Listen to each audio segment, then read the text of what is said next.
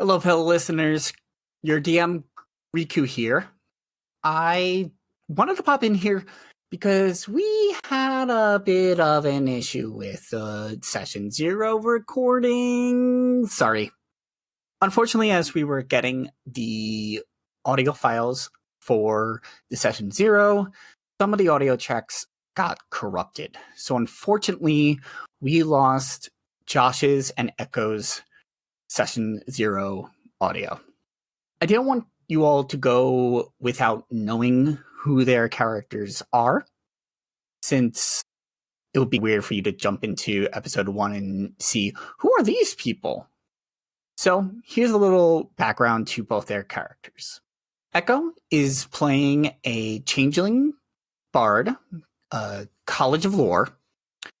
The character's name is Alex or Liz, depending on which personality has control. Yes, he's going to be dealing with multiple personality disorder. In a horrible accident, the two of them were actually merged into one being. So the changeling is pretty much both.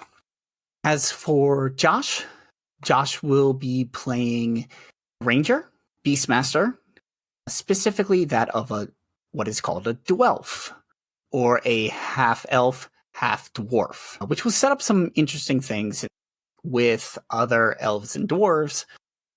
Dwarves are seen as an abomination. So it'll be an interesting roleplay with him when he has to interact with other elves and other dwarves. He also has a companion, a wolf named Leonidas, that he will be bringing into battle. And both of these characters come from very unique backgrounds. Echo was a professor, whereas, Alex or Liz was a professor, while Dorgmir, I forgot to mention the dwarf's name. The dwarf's name is Dorgmir.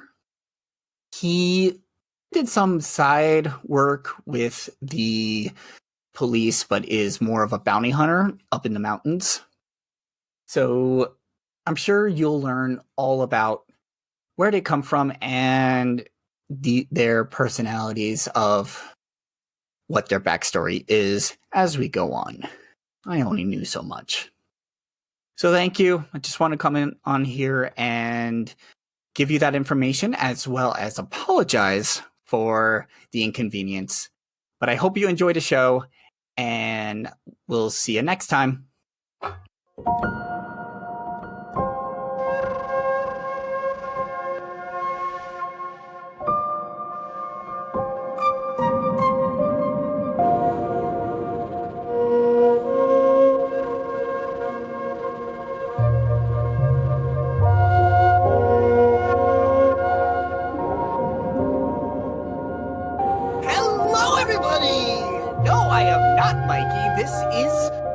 Or Riku, however you want to call me and address me, here with you with a brand new game, a brand new actual play podcast called The Academy. We are playing this here on the D&D Vibe Tribe, and I'm so excited to bring this to you. This has been a game that I've been concepting since God knows how many years, and I'm so excited to bring it to you and being able to DM it with y'all. So this is going to be a fun welcome to Session 0.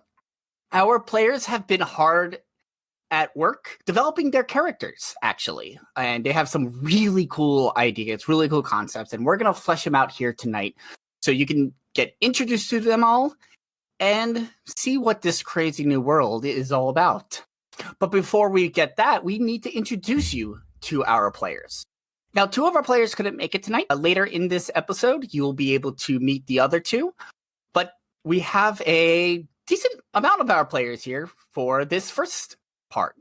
So we're going to go ahead and have them introduce themselves. Feel free to give your name, how to find you on social media, any other projects you're working on, as well as any other games that you're playing in here on the D&D Vibe Tribe. He might not be DMing this game, but he sure is part of it.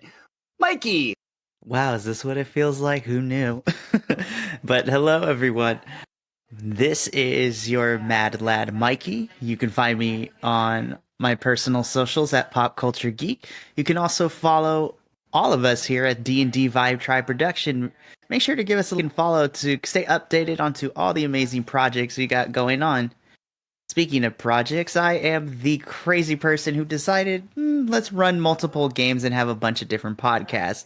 So I am the Grand Poobah, the proprietor, the running on very few hours of sleep type of person right now. But yeah, here at D-Vibe Tribe, we have a bunch of podcasts, actual plays. We range from D&D, Worldwide Wrestling, the Deadlands Noir System, Legend of the Five Rings, City of Mist. It's a grand time all around. So make sure you go and support those other podcasts, as I have some amazing content creators and players that deserve your love and affection. But yes, I am super excited. I am on the other side, so strap in, kids. It's about to get wild.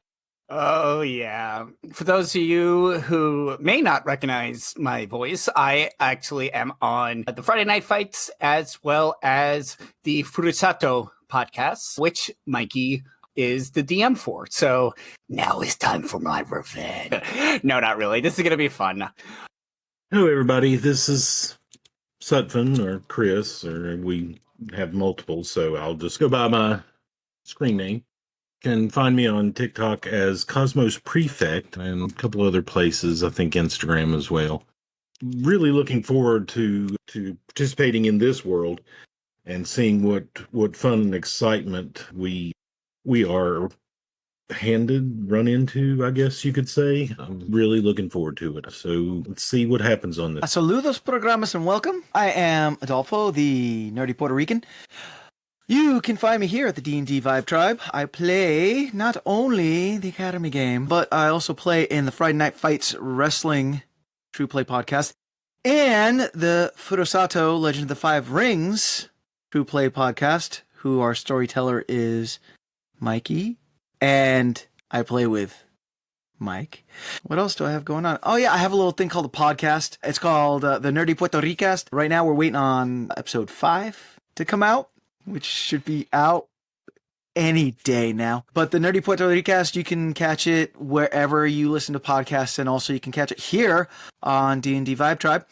And two other things I actually have going on. Number one, I found out that I have made it to the supporting cast for the 2022 New Jersey Renaissance Fair.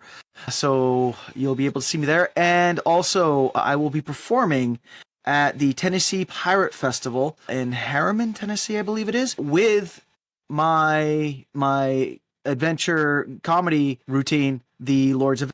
That's awesome. I think I need to make a trip home to New York so I can come down to New Jersey to see that. It's going to be a lot of fun. Thank you. And don't worry, we have plenty of people on the cast, including some that couldn't be here tonight. So my goal as a DM is to give you all a fun experience, to enjoy the game you're playing, as well as a challenge to put your skills to the test. Now, I am not an evil DM that's gonna try to kill you every time. I am not like that, but there might be times where you'll have a little bit of a challenge. So, to begin tonight, I thought, what the heck is this game? Why don't we, first off, if I can speak, let's try that again. First off, I'm going to give a quick synopsis and a little bit of setting to this world that we are in. For those of you who have not read or know much about it, or if you're just tuning into this and found it, what the hell is this? The Academy is a D&D 5th edition game that uses elements and combines with D20 Modern and additionally the Urban Arcana expansion to D20 Modern.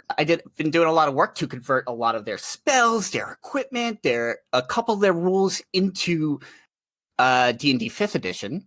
It's also made by Wizards of the Coast, so a lot of the stuff that is actually in D20 Modern came straight from the player's handbook. So, yes. So it's really cool. And a lot of the monsters and some of the equipment and even some of the rules too. So it made a really good thing to create a more modern day setting. That being said, this story actually takes place more so in the future, but it's still modern. How did that work? Here's a quick synopsis of how this world came to be.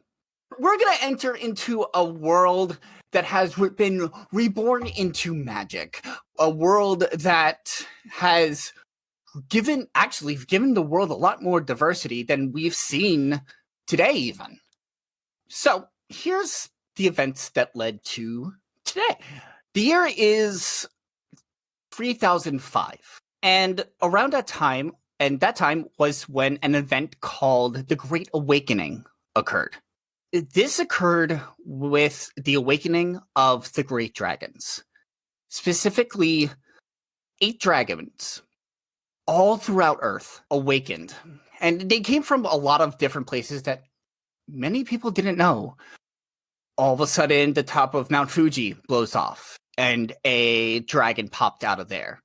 A dragon swooping up from below out of the Grand Canyon, and a lot of these other large landmarks housed these dragons that have been sleeping for years and years, and they have finally awakened. And with their awakening also came magic returned to the land. Folks were able to use these new powers, these new manipulating the elements to their advantage, and live life like we've never seen before. They also brought the beings that came with that magic. Monsters and animals that we've never seen before. And we saw some mutations with a lot of the humans on Earth. Many of them suddenly growing giant pointier ears, or growing a lot shorter, or maybe even turning to metal, and a lot more. Yes, this is how I'm shoehorning the races of D&D 5th edition into this game. They're mutations. And this was a bit of an apocalyptic-ish event. It wasn't intended to kill everything on Earth, but it was a restart. A lot of folks had to rebuild their lives, their culture, and their technology. Because of this, the year is now 499 GA, or Great Awakening. And progress when it comes to technology and society has returned a lot like 2022, but with magic and not with COVID. This year is a lot busier and a lot of excitement because it is putting out the preparations for the 500th anniversary of the Great Awakening. This includes festivals, celebrations, and even an Olympic-style sporting event. Which, let's face it, it's the Olympics. But these sporting events also include these newfound skills. Now we can actually have fighting tournaments because we have a whole bunch of clerics that can help heal and keep people safe. We can have magic skills around, and so much more possibilities to really showcase who you are and your abilities. However, with this joy and excitement in this world, there is also evil, corruption, madness of power, and more. While societies, whether they're secretive or not, wish to use these powers for their own gain, or to eradicate it completely. Yet, the people of this world still live in relative peace. So what's actually protecting them then? I guess y'all will find out. So this world is a lot of folks in this world use magic in their everyday lives. Obviously, spell slots are a thing, so they can't continuously be using their magic. Sometimes they'll use it at work. Some workplaces restrict magic. And there's a lot more opportunities. Hospitals have been bringing in more clerics and folks that can help out with creating new medicines and being able to heal the unhealable. Let me tell you, the bards, the performances they put on can be a bit more entrancing. A bit more of an earworm than an earworm can be sometimes. But there's also the ability to weave technology into your own abilities. some wizards have learned the ability to use technology in their world, in their abilities.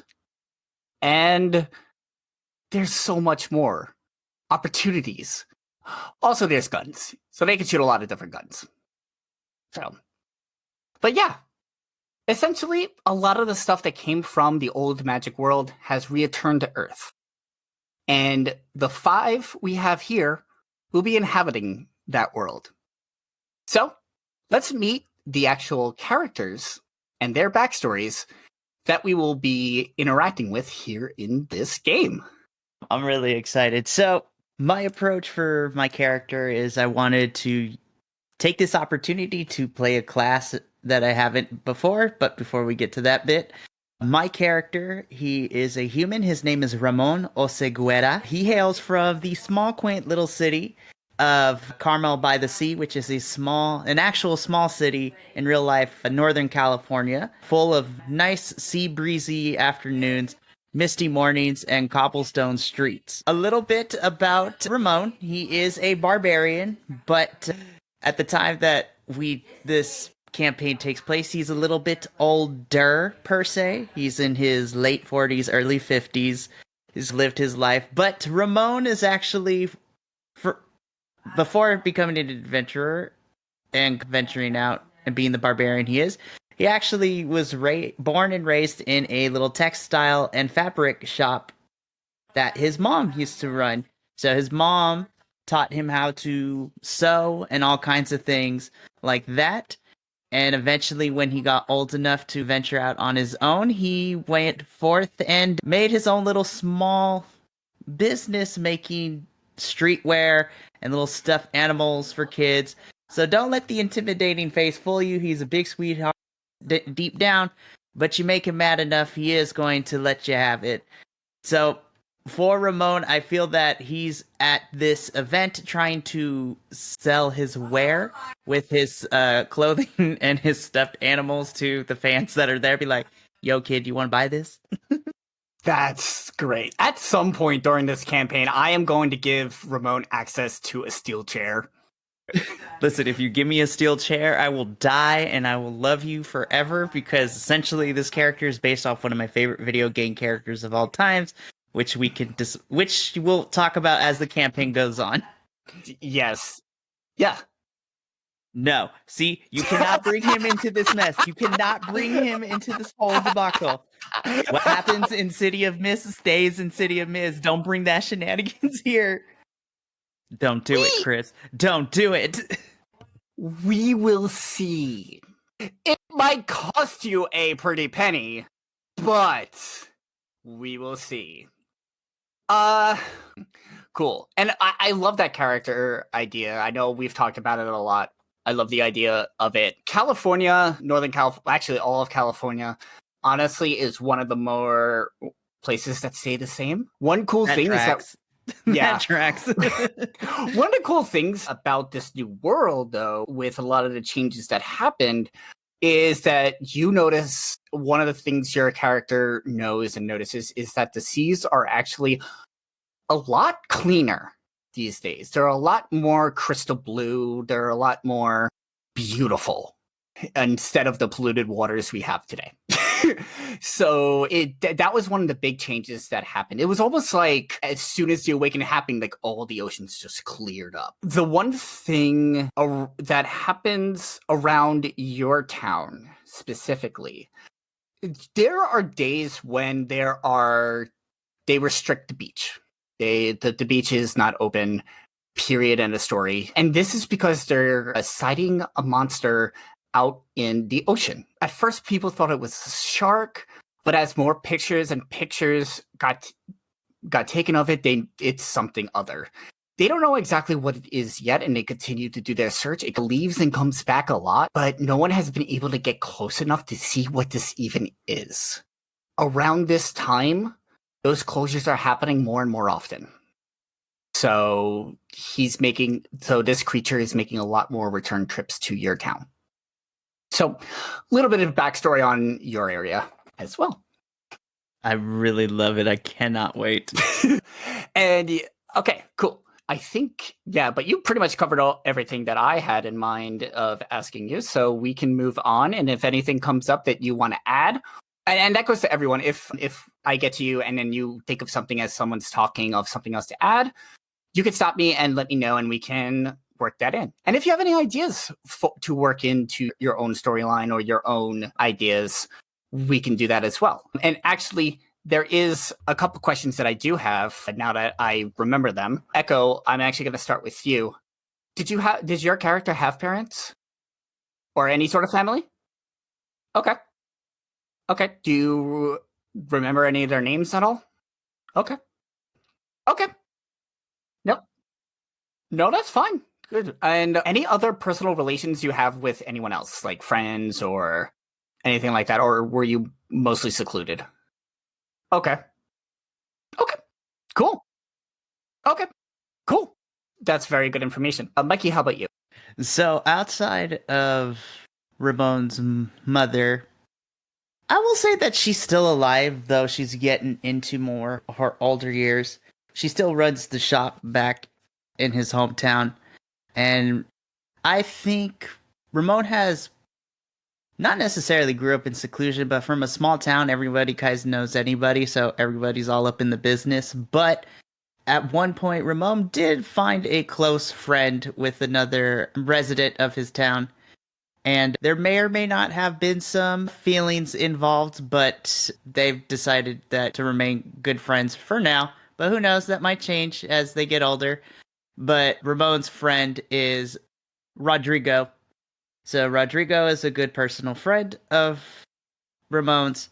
Keep making sure that his mom is doing okay, and then letting him, and then whenever Rodrigo can slip away, they go hang out whenever they can, or whenever he returns home, they just hang out. But yeah, they have been through a lot together, so they have a very strong bond. You guys, you can't be bringing in the other podcast in here. We got to keep it its own thing. Don't do this to Chris. Don't do this to him. Don't do that, you guys.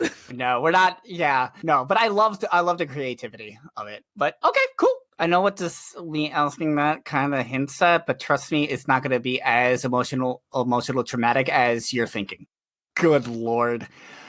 All right, let's move on to Sutphin. So I'm playing Edgar Wallace. Basically, and it's weird, I'm going to be kind of like myself. He's the guy from the mountains of Central Appalachia that just likes to fix things. And he discovered that he had this ability of magic. And he also just really has an unquenchable thirst for knowledge. So he wants to know the whens and the whys and the hows and just everything. So that's why he's come to the event, just to broaden his knowledge, to find out more, hang out, rub elbows with others. And I guess personal history-wise, he had a strong family upbringing, but they didn't really agree with some of the ideas that he held. They were more traditional, I guess you could say. Parents both still alive. He has a younger brother who's polar opposite, I guess you could say, of his personality. And there's still a couple things I'm trying to line out, and I think that'll develop. The one question I have, does Edgar have any sort of job or even past profession that they used to have? Yeah, he's a tinker or handyman kind of thing. He's done some odd jobs here and there, fixing just mechanical items, working on the newer computer school, which is where the School of Code comes into play. So yeah, he's into electronics and gadgets, and I picture him having just a little shop with a bunch of stuff outside and inside and parts here and there, and just he's the guy that if something breaks, you go to him, and somehow he just makes it work. That's awesome. I love this. I love your idea for the character. I know it's a lot like you, but that's something I do enjoy is when people bring pieces of themselves into the character. Mikey knows this very well with me, with a lot of my characters that I make, but I'm very glad that you are decided to do that. Mm-hmm. Yep. Cool. As for the area that you're in, just to give a little background on the Appalachian area, that part of the U.S. kind of had a realignment of their state lines. West Virginia doesn't exist anymore, by the way. It got absorbed by an... I don't remember which state. I gotta check. What? Maybe. I'm not sure. Either that or they gave it back to Ohio and Pennsylvania. That's something I'm still working out in terms of the state lines. A lot of the different state lines have definitely changed a little bit more, but I know for certain that was one of them. Some other things with the Appalachian Mountains. This is where a lot of the beings in the US moved to. For those who are a little bit more different. So a lot of those who ended up more grotesque or not really, like the gnomes, dwarves, elves, like a lot of the more animalistic looking folks, Goliaths and such like that honestly weren't really accepted when this all happened. This is their main place. The Appalachian Mountains has been a home for them for a lot.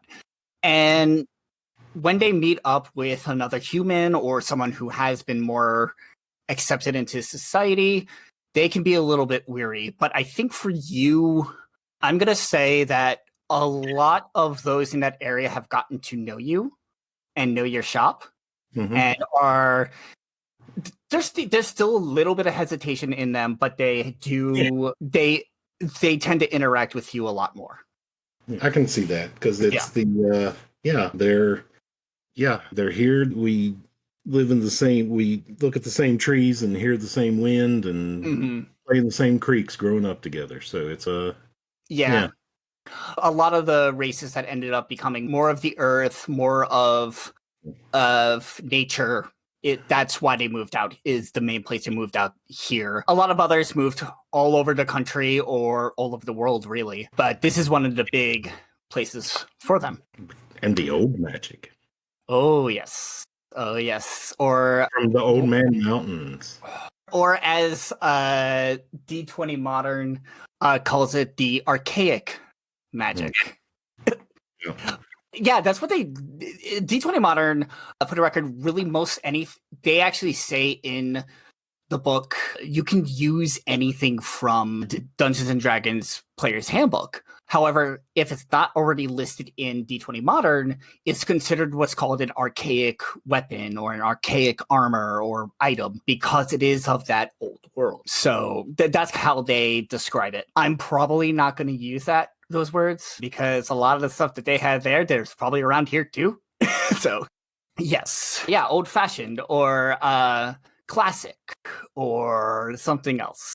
So, awesome. That's really great to hear. And I'm also really excited that you're using the School of Code subclass. That's one of the new subclasses that I've added from D20 Modern. I'm pretty excited by that. There's some cool stuff. Oh, yeah. All right. So let's move. Ooh, what's up? Math is fun. Guys, fun. It's been a great time. If you're all looking for a math version of Wordle, there is one out there called Nerdle. It's interesting. It's evil. Anyway, let's move on. I don't like it. Yeah. Let's move on to Adolfo. And I know you were thinking between characters, but let's hear what you have. Obviously, anything between now and our first session is always subject to change. So some of things that you're hearing right now may change by the time we get to episode 1. Just be aware. So don't worry about anything being set in stone here. Indeed, especially because I have 2 characters. So currently, the character that I have in the Academy at D&D Beyond is Dagny Hüterkrypta, of the Hüterkryptas from Dusseldorf, Germany. We are the proprietors of the Hüterkrypta funeral homes. We have emigrated to Alston, Boston, Massachusetts to grow our brand. Yeah, and that is what we are doing. Yeah. You can't do this to me, bro. You can't do this to me.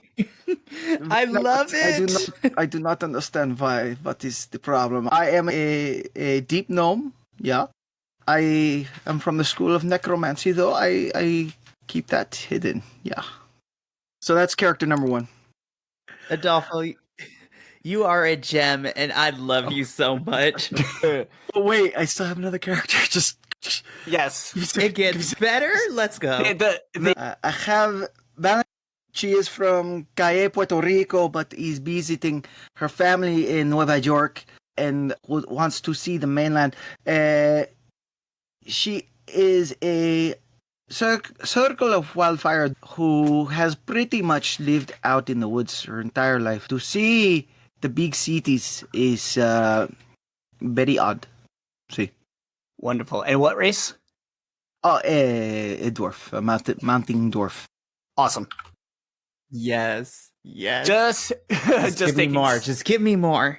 So I love both of those ideas. I'm excited to see which one you end up choosing. He's just gonna have a stack of player sheets, so he can just burn through them throughout the campaign and just go ham on each character. Listen, like we as D&D players know is that we bide our time of making characters. Let me introduce you to this whole entire notebook that is filled with just character ideas that I've decided to come up with. So I feel you on that on so many levels. Yeah. So I'm in Mikey's predicament where I'm the forever DM, and you're now letting me play. So you're allowing my brain to like vomit all these character ideas that were like NPCs and like fleeting other characters that I can now flesh out into full-fledged characters. I've always wanted to DM a game where all the players are forever DMs. Because I end up most of the time having the opposite problem. It's been very hard for me to find a group to DM for, so I have never landed in that opportunity, so I've always been like the forever player. And what universe are you living in? I want that problem. Gotta love it. That's most of us. Let's be honest here. Yeah. Ooh. Okay. Oh lordy. Yeah. Awesome. Yeah, we need to keep going here. I love this story, and we could talk about it later. But we kind of need to move on. But I do love hearing everybody's stories about when they've played, and because it gives me inspiration as well. Adolfo, I did have a couple questions for you. I know you're still choosing between which character you want to do, so we can flesh out more of their backstories, relationships, that kind of stuff offline, unless you have some of that. But the things like I'm curious right now are occupations that each would probably have. Yeah. Being of the Hüterkrypta funeral home, yeah. Dagny is right now learning how to be a funeral director, yeah, and a mortician, as is said in the English language, yeah, or as in said it in German, yeah. Yeah, I figured that. I was like, oh, wait a minute, now I remember. As for Valentina, she's really more of a farmer, being a druid and living out in the wild. She is a person that has of la tierra, the earth, and she has worked the land. But visiting family in Nueva York is she's taking a bit of a break. Awesome. That sounds really awesome. Both ideas, I'm excited about it. And I remember what I was going to say earlier. If you're listening to that accent and laughing now, just wait till I break out voice mod and my soundboard, because I am getting extra with this shit. It's going to be glorious. I can't wait. Adolfo, it's the glasses for me. For me. Oh, man, I wish you guys could see that. Oh, this is why, actually, this is something we could talk about offline, but there is something in me that really wants to turn this into video on YouTube and do both. Do the graphics of, like, your health bars and almost Selection 20 style. Sky's the limit. Oh, I have plans in terms of the maps and everything. Yes, you will. All right. We got to keep this gravy train rolling. We got to keep going. Anyway, so just to give a little bit of background, Adolfo, about your areas. Boston so first off, Germany remained mostly unchanged through this. They were able to get back to their regular culture and regular lives pretty quickly, much quicker than the rest of Europe. I will say with Germany has gotten actually larger, a little bit larger when a lot of the lines were redrawn. Their influence has grown. When you go to Boston, this was actually one that I didn't think about. Hi, I'm a New Yorker. We hate Boston. I'm kidding. I don't. Everybody else does. There goes the East Coast fans who are going to listen to this. Damn it, Chris. Look. I grew up in Acton, Massachusetts. It's all right. It's all right. Y'all are wicked cool.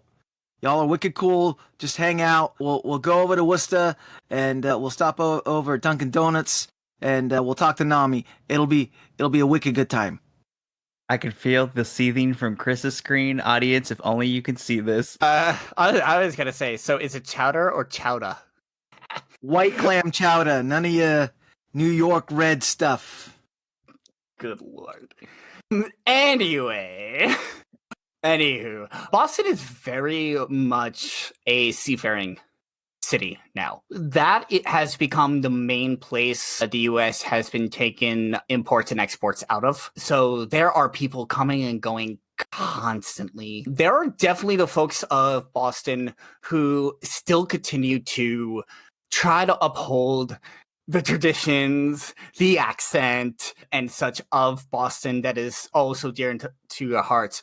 But a lot of Boston has definitely... That population is getting smaller, and there's a lot more. This has caused a lot of almost civil war in Boston a few times. Basically, the two sides of people that have these different views of how the culture should be have fought a lot in this area. And nothing ever changes. Surprisingly, it always ends in some kind of draw. Or both sides just deciding that they're bored of fighting and they stop. And then years go by and then someone starts it back up again. But the two sides, the folks who are trying to change it into a more amalgamous, more diversified culture versus the Bostonians, each group is very close in Boston.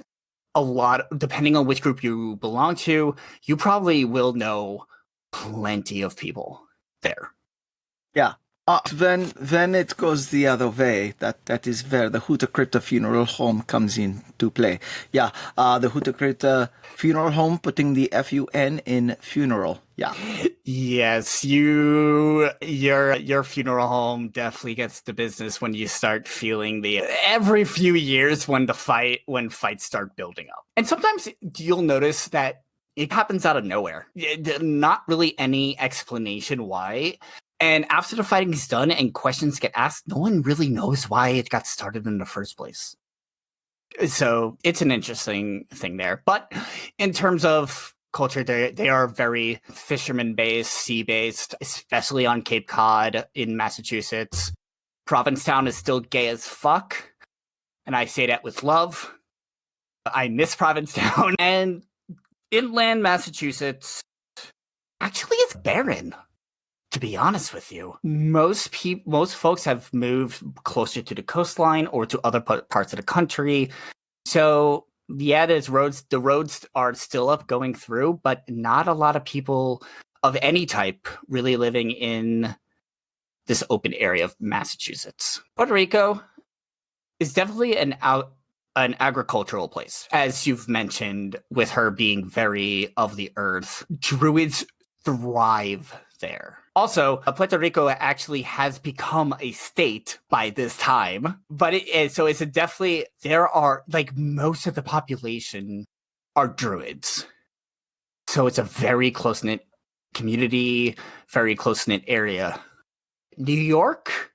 If you thought New York was crowded now, just wait. Just wait. Especially New York City. I don't know if you mentioned it. Was it New York City or elsewhere in New York that she's visiting? I'm sorry. Oh, sí, Harlem. No, Harlem. Okay. So New York City, the New York City areas has definitely put up even more buildings. Too many people still, even more than before. higher buildings. If New York City doesn't feel claustrophobic now, it definitely does then. It's a bit overwhelming.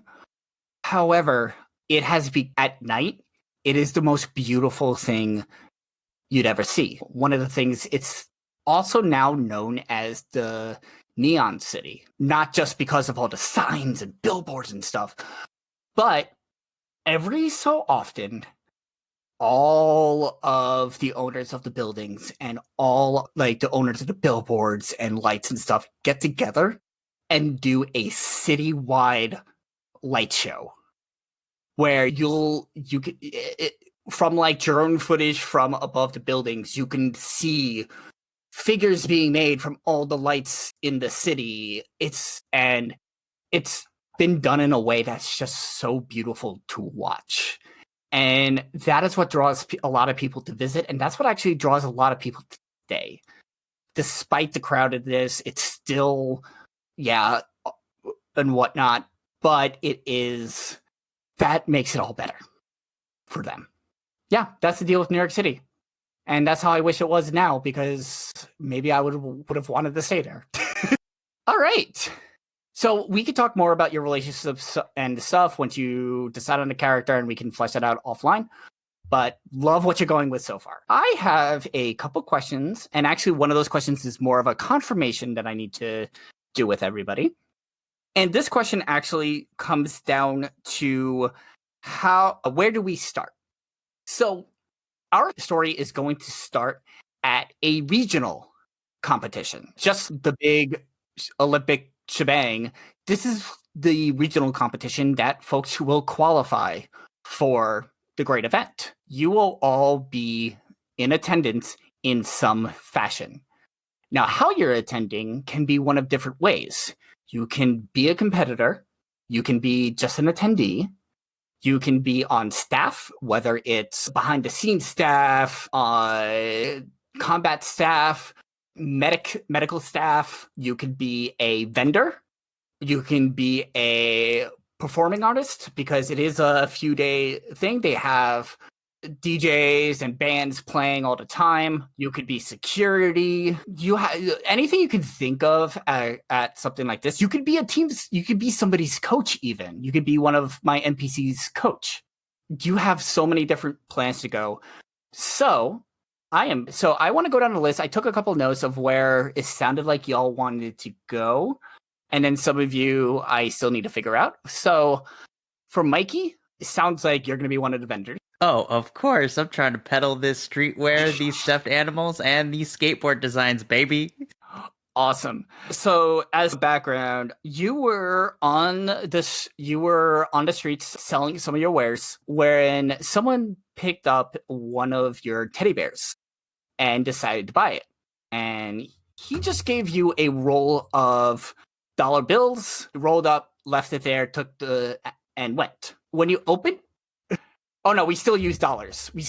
I'm working on converting the currency, but we still use Cha-ching. When you open up the dollar bills, you notice that there's a piece of paper inside. And when you open up and you see the piece of paper, it is a note that essentially says, you have been invited to the Chicago Invitational to exhibit as a vendor and artist. Please go to this website to register your booth. This will be free of charge, and since we are reaching out to you, it'll also be all expenses paid. You got a booth at this event. You can set up your wares as art pieces or just sell them, whatever you wish. But yeah, you received this invitation. So just something to know. Next, Love it. Sutphin, it sounds like you're going to be an attendee. Is that correct? Just going to be attending? Yeah. Okay. So curiosities and. So oddly enough, in where you live, even though you live pretty significant ways away from Chicago where the event's being held, surprisingly, there's been a lot of commercials on television and on websites promoting this specific event. And that's what brought your curiosity to attend. It's really weird because with Chicago, the ads are very much looking for people to compete or hyping it up as this big event, but why in your area? So I think that's been a good place for your curiosity to start. Don't you think? I think I'm following. Okay. Cool. Yes. This is You're what happens describing- when you. I was like, I was gonna say, you're describing me? this is what happens when you have way too many characters that you're playing. Trust me, I understand. Yeah. Oh boy. Yeah. Okay. Cool. So you'll be just an attendee too. Is that correct? Hey, we could ride together. Hey, there might be a bus or a plane that you both end up on. We could work that in as well. Okay. That'll work. That could work as well. If that's what you want to do, I could definitely get that set up for you. Awesome. So what I'm going to say is your mother definitely encouraged this. So you decided to go online to buy a ticket. But right before you were able to buy a ticket, you received an email. Now, of course, taking the precautions of opening an email in this new world. For those who don't know, one big thing with D20 Modern and Urban Arcana is that you can cast spells through email. So after taking the precautions, you figure out that it's a legit email. You open it up, and it's actually an invitation to join the security team there. It was almost like how ads are so creepy that you could be talking about something and all of a sudden the next thing an ad for that pops up. It was like that, but with an email. So it creeps you out even more. But it offered all expenses paid as well as payment for being on security. So, free trip to Chicago? Oh yeah. You find out that you can actually, so you fill out the application, you get accepted, and you're on your way to Chicago to be part of this event. Awesome. So the other two that we have not touched on, I know, Adolfo, since you're still going between two characters, I'm curious if you had an idea for either one of them of where you would like their starting point to be, or what role are they going to be playing in this event? The fucking glasses! I can't. This is gonna okay. I am saying this right now with everybody's consent and everybody's permission. I am gonna turn this into a video podcast, and we need to. Yeah, you have my consent. Yeah, this is understood. Oh my boy. god. That sounds like a party. Yeah. Yep. All right. Go ahead, Adolfo. For these festivities, I would imagine that the Hüterkrypta funeral home would want to advertise. Yeah, the funeral home. Yeah, I would think that that my family would send me to perhaps man a table to advertise the Hüterkrypta funeral home. Yeah. Okay. Awesome. Your table is actually going to be on a different, not in the main vendor hall, but along the main promenades where everybody comes in, goes into the stadium to take their seats, all that, because you're there to more so advertise your services rather than actually sell something. Your company's name is up on the jumbotrons and the tickers and everything to help advertise. You have a table there to give out flyers and such like that to folks coming up. So what happens is there's actually you get a letter addressed to you through the funeral home from somebody who mentioned his name is Christoph, whose name rings a bell. And then when you go more into the letter, you realize that he was one of your clients for the funeral home. You've helped him out with a funeral once. He's one of the folks who are now in charge of this event. So he actually, as a way to thank you, is inviting you to the event to advertise for free. You don't have to pay anything, which is a great thing. And yeah, so you get to the same thing, all expensive stays. I'm sorry, Sutphin, you're the only one who's actually paying at this point. But yeah, you're invited as an advertiser on his behalf. He will be footing the bill for you to be there, as well as whatever the advertisement fee is. So yeah, that's what it would be for that character. Valentina, I think that Valentina would actually be visiting with her cousins from Nueva. They would want to go see the events. And so Valentina will go to watch the events with her cousin. Not much really to say there. Valentina actually is surprised by her cousins, like almost like a belated birthday gift or something. I don't really know. Gets you a ticket under the condition that you pay for the transportation. They're very like, yeah, here's a very big gift, but you're responsible for the other half. So you'll get to attend with. So Valentina will, if you choose that character, will be able to attend with them. And then finally, Echo. Tell me what Alex or Liz is doing for this event. Yeah. So I'm gonna say, so you'll be an attendee to see your students and root them on who are in the event. I'm gonna say that your students, so everybody who is competing in the event get a certain amount of comp tickets for that, for friends, family. 2 of your students are actually twins. So one decided to invite their parents, while they decided to use 2 of their tickets to invite their parents, and then they have 2 other tickets that they're using, which they are using one for you to attend and see them compete.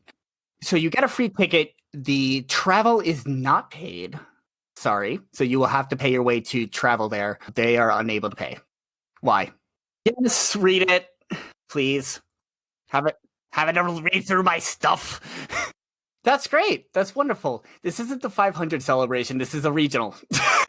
So this one you will have to pay for, but we will say that the 500 one you won't have to. How's that sound? The 500 one's going to be more expensive anyway, buddy.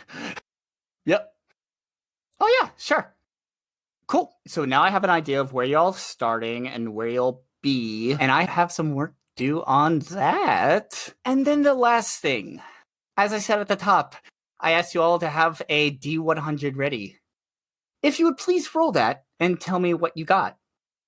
And we'll go around the room like we did at introductions, and I will call each of you out. So let's start with Echo. 41. Mikey. 29. 31. 31. Adolfo. On my brand new Death Drop dice, which I purchased at the Death Drop Etsy store. Not an ad, but support our friends. But we support our friends. Yes. Which, these dice are beautiful, by the way. Anyway, I got a 42. 42. Ah! Okay. And finally, Josh. 83. Awesome. We'll be telling you what all that meant in episode 1. Of course. Don't worry. You'll thank me later. Anywho, before we wrap up, that's all I had in terms of plans to get you all situated and ready to go, give some backstory to the audience and give some backstory to you for a lot of this world. But is there any additional questions or even anything you want to throw out before we close up tonight? Any other more relevant questions? I do have a relevant question, Okay. Mr. DM. When it comes to gear, do we use the stats for the armor, for the weapons in D&D, but give it a modern So you shell? can. Yes, you can. Or I have homebrewed into D&D Beyond a lot of the equipment. So you could actually go in there and choose. And I've gone through and did a couple replacements on some of your characters. Like, for example, Echo, with your character, you chose leather armor. I switched that to a leather jacket. It's the exact same stats. So if you look in the equipment list and gear list that I put into the materials channel, all of those can be found in the campaign. Since now that you're in that campaign, you search for them, they'll pop up. Cool. Awesome. Yep. Thank you. You're very welcome. And I'll take a look at your characters, and if there's something I think would be more appropriate to swap out, I will do. Like with leather armor, switching that to a leather jacket is one thing. If there's something more complicated, I might reach out to you if you would want to do a swap to something more modern, or you could just call it something more modern. So just let me know. The Mithril +4 onesie. Wait, there is definitely one of the armor I put in is full plate. Is considered full plate. I think it's oh god, I forgot what it is. It is something ridiculous, but it's like a SWAT team armor or something like that. Yeah. All right. Anything else from anyone? Oh, actually, when it comes to when we are playing in dice rolls, do you want us to roll in D&D Beyond, or can we make with the... That will be player's choice. You can feel free to do either. I am perfectly... Yeah, you rolled amazingly well for your character. Holy shit. Yep. Nice. All right. Yep. Yeah, true. Data needs to be balanced in this world. All right. Thank you all for joining me tonight. I hope you all have a great night. It's been so much fun hanging out with you and learning more about your characters. For our audience listening, sit tight. We'll be right back with part 2, where we'll be talking to Dylan and his character. So stay tuned, and we'll be back here shortly.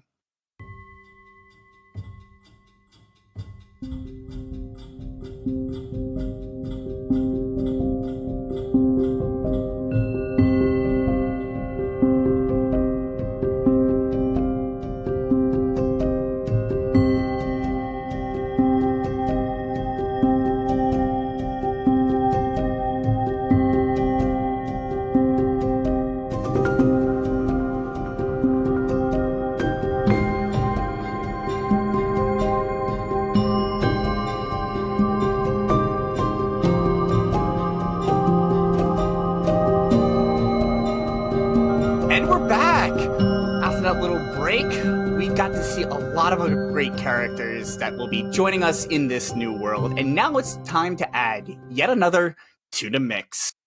But first off, let's meet the player behind this next character. So I'd like to introduce you to actually a good friend of mine who will be joining us on this campaign. So let me bring in Dylan. How are you doing today? Hey, I'm doing wonderful. Thanks so much for having me.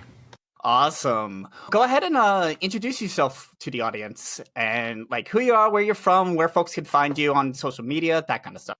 Sure, no problem. My name is Dylan, or D, and you can find me at Roll6s on both Twitch and on Twitter. I'm pretty findable. I love to talk all things tabletop RPGs, queer politics, and I've been known to put on a little leather from time to time, so that's a good way to get me excited to talk about things. But yeah, I'd love to get to know our audience and hear what they think about the podcast. So feel free to follow me again at Roll6s on Twitch and Twitter.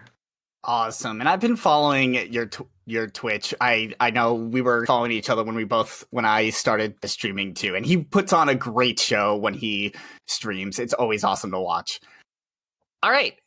Thanks so much. That's so nice of you to say. Yeah, I know. I always enjoy watching. All right, so we're gonna get started with we're gonna learn more about your character. Now, I've already gotten to see your character sheet. I got to see some of the backstory you sent me. But why don't you let the audience know who you'll be playing, tell us the class, race, all that good jazz, and a little backstory. Where are they from? Who, some of the close relationships they have, things like that. Anything you want to share, at least right now. I'm sure we're going to learn a lot more as this campaign goes on. 100%. So I will be playing Wyatt Luckbringer II. Wyatt was born in a suburb of Minneapolis, Minnesota. He was a very precocious child, oddly very lucky, as his surname now suggests. He was the kind of kid who would find money on the streets, or he would go to a Perkins restaurant and they'd play those claw games and he would win every time, and no one really understood why. That's like where he started his life, was in Minneapolis. But when he was a little bit older, he and his family moved to Charlotte, North Carolina, which kind of changed his perspective, because Charlotte was like a whole different kind of place. He saw poor people and rich people. He had been sheltered a little bit growing up in Minneapolis. But what was really cool, at least for him, was that when he was in high school, he played sports. And by playing sports, he qualified for this advanced monster hunting course, which kind of brings me to his class. He's a fighter with a gunslinger archetype, meaning that he primarily focuses on ranged weapons and pistols and making the most of those things. So Wyatt isn't the smartest guy, but he got his first taste of being this individual who went looking for trouble in like more urban areas by saving this politician's daughter who had bought drugs from the wrong drug dealer, and he went after the drug dealer and he used that money to purchase his weapons, buy himself some armor, and kind of get his name out there. So yeah, that's like the basics. And he's been trading on that reputation for the last couple of years, and is really looking to further establish himself in the world and put his skills to use. That sounds really cool, and it's giving me some really good ideas that go into some of the stuff that I had planned for y'all. Yes! Does Wyatt have any sort of like job or something right now? Or is he just out on his own freelancing or whatever? So it's interesting that you bring that up. I see him as like this urban bounty hunter, right? And 5e really allows for characters to take kind of these backgrounds. Mm-hmm. And so for his background, that's basically what I took, right? Like I took an urban background. And so I think of him as like being this contactable individual who, like, if you've got a monster problem, if you've got somebody that the law won't go after, that he'll take take a contract and step in. He's not afraid to work security or go after bad guys, but he does have a code of honor, and he doesn't really care about the law so much, but is more focused around doing the right thing. All right. Awesome. That's really cool.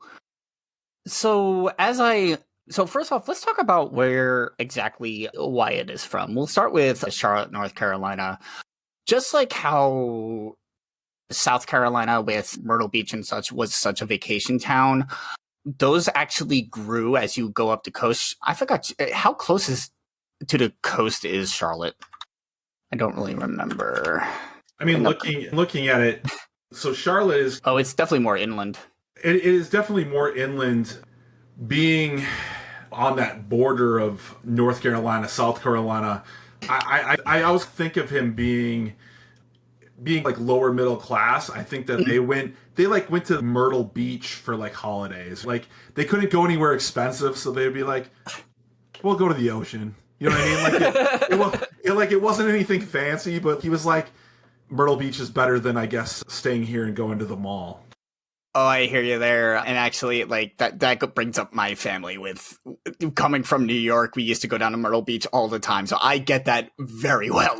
Yes. And that actually, just looking at the map real quick, that actually just triggered something. First off, in this new America area, there is North and South Carolina is now just one state called Carolina. Same thing goes with Virginia. It's no longer West Virginia and Virginia. It's just all one Virginia, the Dakotas, and so on and so forth. So there are so it is all one state. And that's the interesting thing with Charlotte, is that it's right in the middle of it all. 100%. You tell me, how many states in this great union are there? I would say there's definitely less than what it currently is. I'd say it's closer to 40 now. So the Stars and Stripes are only 40 stars now. Yeah, yes, that is correct. Puerto Rico actually became a state officially, as did Washington, D.C. And a lot of the north, south, west, those kind of states all combined into one state. And then the Appalachian Mountain area became its own, I don't want to say state. It's just its own region. There really isn't any state lines get blurred across that line. That becomes just a borderline. Any of the states that were in there are pretty much either shrunk the state lines or however. And that is where a lot of mountain forest folk tend to stay. Sounds cool. Yeah, Yeah. I'm looking forward to exploring that. Yeah. So the Carolinas definitely is an urban hotspot for vacationers. It's definitely up and been growing as a vacation spot for a lot of people, whether you are more inland or closer to the shore. Obviously, closer to the shore is a lot more popular. But as you go inland, you definitely find more like theme parks, more tourist trappy towns. I know you'll get this. There's plenty of Wisconsin Dells type areas. Yeah, I think they call those carnies. There's Yes. plenty of carnies everywhere. Yes. So the Carolinas have definitely grown as a tourist destination. Minnesota is interesting now. I'll say that Minnesota had something really interesting happen to it because something or someone decided to basically create a giant snow globe bubble around Minnesota. So it's just an aura around it where it's winter all the time, snowing all the time, all that. So it could be in the middle of summer. You could be right outside that area and you'll be in shorts and t-shirts. As soon as you cross over that line, you're freezing your butt off. No one knows why really yet. How long ago did that happen? Did it happen like relatively recently that the bubble appeared, or was that bubble there while I was growing up? I was there while you were growing up. It happened about...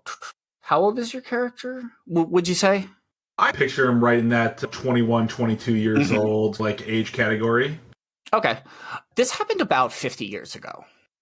Folks have noticed that the area in Florida right now, we're convinced has its own atmosphere because it does not follow the rest of the United States with its weather patterns. 100%. That's basically Minnesota now, but in the opposite direction. And that grew and grew over the years. And then about 50 years ago, it showed basically a hard line. No one knows why. No one knows why it's happened or anything like that. On the fringes of this bubble, people do have town and communities because they can easily get out when they need to. But as you get closer to the center, it's pretty much a frozen tundra wasteland. There's nothing really there. So Minneapolis is like right on the border of this bubble too. I'll say that. So Minneapolis is still active and going. So yeah. Sounds great. Yeah. And Wyatt really, he still identifies with both cultures, right? He identifies with being a Minnesotan, but he also recognizes that a lot of his formative years, like the years that kind of shape you as a person, happened when he was in North Carolina. I'm looking forward to exploring that diversity of experience that he had between the two different places. Awesome. Cool. It sounds like your character is gonna fit in really well with everybody else. I'll tell you that. We have a really awesome group of people. I think around in my mind for your character in some way, shape, or form, whether it's you got a formal invite or you were compelled to attend the Midwest Celebration Invitational. This is Olympic style event that I mentioned that includes like fighting, mystical arts, accuracy competitions and all the other fun Olympic events of. This is basically the regional version. It takes place in Chicago, Illinois. And I'm curious, I think we talked about it that you were thinking your character would be on security. Is that correct? Or did you have something else in mind? You could basically be anything. You could be a competitor. You could be on something else for staff. You could just be an attendee. I'm curious what you think Wyatt would be. My thought is that Wyatt got invited through a mysterious benefactor. He received a plane ticket to come to this event and some credits to pay his way. And when he at first didn't actually think that this benefactor was serious until the credits hit, and then he got his credentials to be doing security for the event. And I'm not sure how the security works in a world with magic in our current situation, but my thought is that at some point in the last couple of years that I probably had received some kind of state-sponsored bounty hunting license that allowed me to apprehend criminals, to carry my weapons, wear body armor, and that kind of thing. And I think that I packed up my few belongings and made sure that all my weapons were clean and ready to go. A few tools to make sure that I could keep them that way, and off to Chicago I went. Awesome. Yeah, that's actually perfect. You basically gave exactly what I was going to give you. You read my mind. Yeah, so that's where we're going to pick up your story, working security for the event. And all of you in this group are going to be at that event in some way, shape, or form, and you'll get to see exactly what happens, maybe who invited you. Last thing I have for you, I mentioned earlier that I needed you to have a D100 or a percentage die ready. If you can go ahead and roll that for me and let me know what you got. Yeah, let's take a look here at D100. One of my favorite things to roll. I rolled an 87. 87. Awesome. Cool. You'll find out what that means on episode 1 as well. How exciting. I can't wait. I can't wait to find out what happens. Yeah, it's gonna be really exciting. I have some cool surprises for y'all. I was telling a few folks I've been up late making some NPCs that y'all are gonna meet. It's been a really good time, so I'm really excited to tell this story to y'all, and I'm so happy that you have the chance to actually join us. I'm really excited to finally do a game with you, since I know we've known each other for a while, and I know we've talked about a game here and there, so being able to do this finally is just awesome.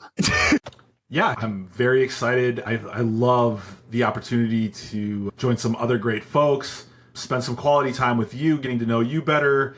It will be so much fun just getting to explore these characters and play in a world of your creation and do it with some like-minded individuals. So I just can't wait. And hopefully the audience is as intrigued as I am about what's coming up next.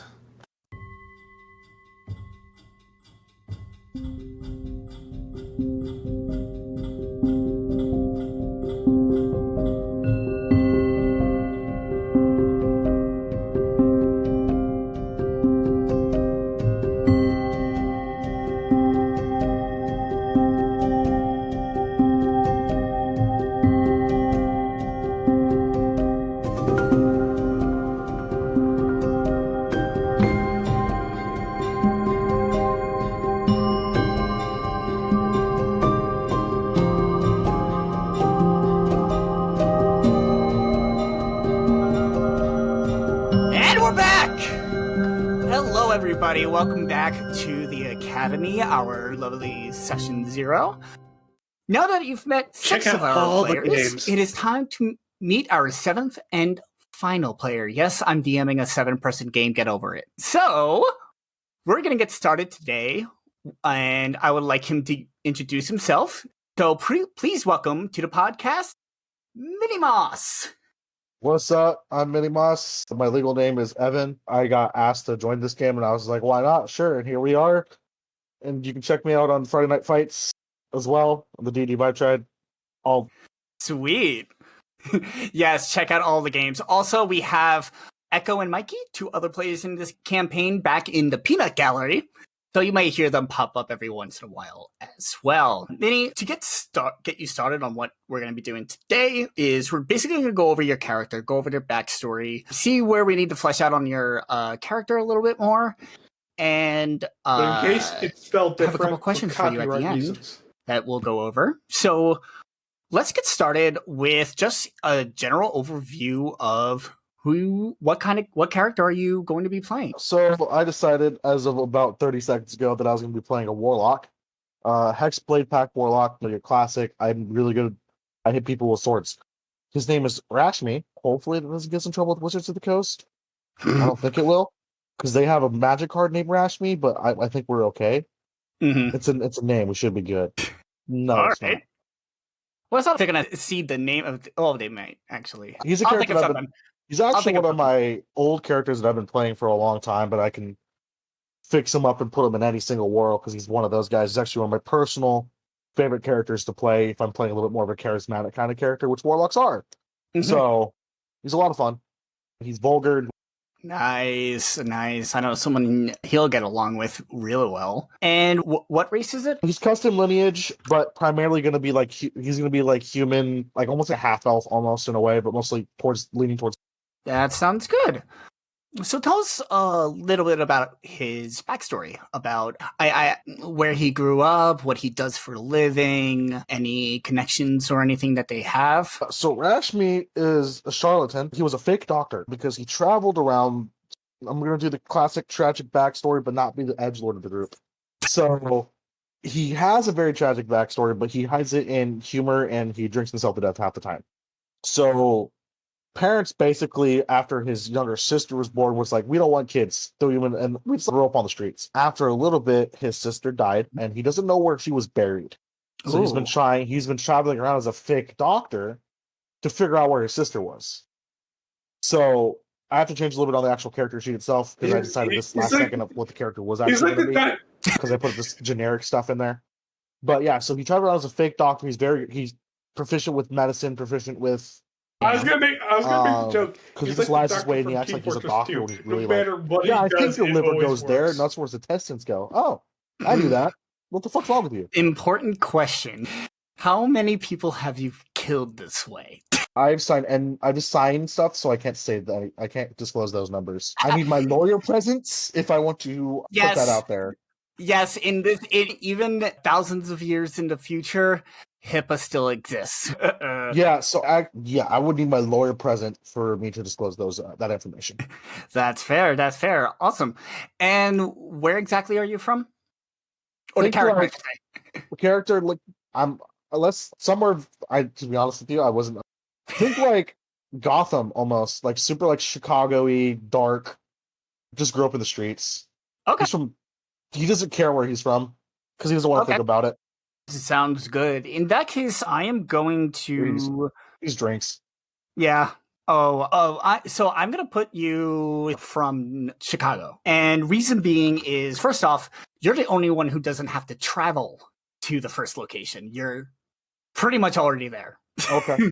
Chicago is definitely a blossoming, is still a big city as it's been in the past. It's not as much as New York City has been getting crazy dense.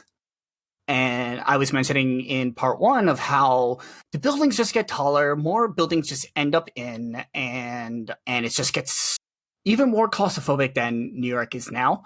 Chicago is the opposite. Feels a lot more freer. There's not that much population as there was there, but it has become the center of America in a way. There's a lot of businesses that are headquartered there. It's definitely the tech center of the world. It's almost like it is now the Silicon Valley, you could say. And it is the host of the Midwest Regional Showcase Competition, which is the competition that It's sort of like the big event that I mentioned in the synopsis, just a regional version that will get you qualified for that. And when this event happens, that is when the city gets crowded. That is when everybody shows. That is when you have to body check a few people to get to the front of the bar and get a drink. Or maybe just trick some of them into drinking Malort and get them out of there. He puts in a lot of laxatives in people's drinks and everything to get them fuck out the way. An arcane trickster? Nope. I thought about it. I actually thought about making him just a rogue, but I was like, yeah, I like the warlock though, because he's going to be going into rogue. Yeah. So speaking of the warlock side Dracula. of things, since you are at the level where you get your pact, where Dracula do you wants get your his magic? blood. I normally that's weird. 'Cause I normally leave that straight up to my DM. Every Okay. time I play, I played Hexblade mostly because I like the Hexblade warlock. Mm-hmm. I like the blade plaque. I like the what it can do, but it's my patron can be really whoever you want it to be. I'm not too concerned about who my patron is and his backstory. Mostly my DM is like, you want this one? I'm like, that sounds cool to me. And Yeah. my great words is I just work here. Yeah, that's fair. I'm going to say His pact. that. His So blade is in this made new of world, pure alcohol. everyone has different beliefs. It's more ideas of religion and beliefs as they were previously. But a lot of people also believe in certain ideals and such like that. I'm I going to really want say the patron to be that I revealed. you're- think it'd be A bucket of hilarious if I made beer. my pact while I was drunk off my ass and I just got my powers by accident. and you have no idea. Yeah, I got drunk one night. I made a deal. Next thing, I'm shooting laser beams out of my hands. That actually sounds like a lot of fun. All right. I don't know. It could be a female. It could be a deal. I don't know. I was drunk one night. I remember shaking a hand, signing my name on a contract. I thought I was doing some work. Next thing you know, I woke up and I'm like, man, I feel tingling. What the fuck? I became Iron Man. All right. That actually. I am thinking of I will think of a patron for you. Oh, you That do what will- you want and don't even tell me who And it we is. don't. Oh, and I'm we not- don't I'm I care- would be a not. reveal for we later, don't man. I don't. You, care about yeah, the it'll I get think it's revealed. It'll get revealed. I will say, But- you are proficient in martial and simple weapons, so But feel free to pick any of those type of weapons. Pick one weapon to be your packed weapon, and Yeah. I would just be a long sword of some kind. yeah, whatever you feel. Whatever you Be a feel. mad. Yeah. I'm gonna be Cloud Strife, and it's gonna be a great sword. Even though I'm Oh my god. Oh lordy. You have to keep in mind. you could do a Keep in mind, trident. you have high dex. You have Greysword may decent not. You have decent dex, and you're in negative for your strength. A greatsword may not be the best idea. well, a hexblade goes. Look, I use my charisma now. Oh, that is true. That is true. That is true. Okay, yeah. Then yeah, choose what you want, and I will. And yeah, you can. I'll think of a name for it for Maybe you. a long sword. I'm just gonna use a long sword. All Mostly for the effect of when I go into rogue, I need something to be able to sneak attack with. Oh yeah, true. So cool. That's actually a lot of cool stuff. Let's see here. What other questions? do technically, have I for don't you? have You last pretty name much either. covered most of your stuff. And you said who was buried that you're trying to find? My sister. Your sister. All right. Does she have a name? Caffeine? Yep. Okay. His last name, because Okay. his last name is something that's his original character when I originally made him was something very important with integral to the world. So like Okay. his last name is like it could be something really bad. You could incorporate it or not. I can get you that privately or not if you want to incorporate that. If not, then it's just he's just Yeah, we can talk about that. He's just being weird. I love it. Yeah. well, he does have a Uh, last name. It's just his original last name was like if I said that last name, I might get attacked by gods. That's fair. So yeah, that actually sounds great. That's pretty simple and pretty easy to start with. He gets drunk all the Free- time. Let me make that as a note because He that drinks a lot. that I was will gonna come say- into I was going to say importance. free alcohol drinks a for lot. doctor. Okay, so the other questions I have for you are so this regional competition, you do receive some invite or some kind of compelling nature to attend it in some way, shape, or form. And I Yeah, want to promise know, not- Hey, we got some whiskey. I'll be there. you want to be the bartender? No, he doesn't do that. He hates Oh. people. He'll do this. What you want? A beer? Fuck you. Here's a whiskey. What you want? Tequila? Fuck you. Here's whiskey. He drinks a lot of whiskey. So you can choose anything from being a competitor on staff. You could be an entertainer, or just an attendee. Just think of like a big convention like this plus competition. What's the competition? Is it like a fighting thing or is it? So it's like fighting, it's accuracy, it's spellcraft, it's a lot of it is showcasing. The main purpose of it is showcasing the new skills that were brought upon us thanks to the Great Awakening. So it's a lot of that magic, a lot of that fighting, gladiator stuff. I'm to fight somebody because he likes to fight. All right, so yes, that is awesome. So we're gonna say I got a great idea. So you're at the bar. Yeah. And you're drinking away at your whiskey, Oh. enjoying your night. And when you get to the bottom of your cup, you notice there is a piece of paper at the bottom. And it's surprisingly, even with the amount of alcohol in there, it's completely dry. You take out the paper and it says, congratulations. You have been drafted to compete in this year's Midwest Regional Invitational. Here are the categories of competition you are permitted to compete in. And so it says all the different categories from accuracy to range, to fighting, to weapon fighting, to fisticuffs, to boxing, like all different types of stuff, including things like speed, running contests. And like a lot of the Olympic events are also in that to show like agility and strength and such like This that. competition is this, man. Yeah. So you go ahead and you end up checking one off. And it sounds like you're going to check off the fighter one. And as soon as you tick that box, the paper just jumps out of your hand, wraps up crazy and turns into a paper bird and just flies out of the bar. I'm gonna like smack the guy next to me. I know I'm drunk, but what the fuck? So the day of the competition comes by and you actually, that morning, you just wake up waiting out for you to take you there. You're gonna die. That's a full bar. He gets fucking Damn hammered on the way boy. there. Look, there's going to be some drunken monks out there, too. Just so you know. So, yeah. So we'll pick up with the story, with your side of the story there. Jesus, like I just realized, when holy we get crap. to episode 1. Yes, sir. But like in a good way, I'm like, oh second my gosh, question, you're finally here. Heavy, which is not really a question, it's more of a request.